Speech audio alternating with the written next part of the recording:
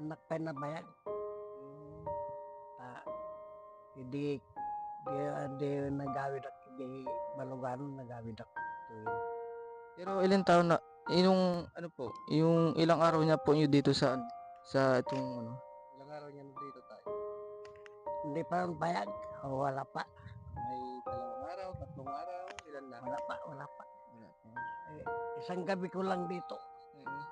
Isang gabi na lang ako nakita nila dito. Ang tanong po, mayroon kayong makamag-anak dito o ano?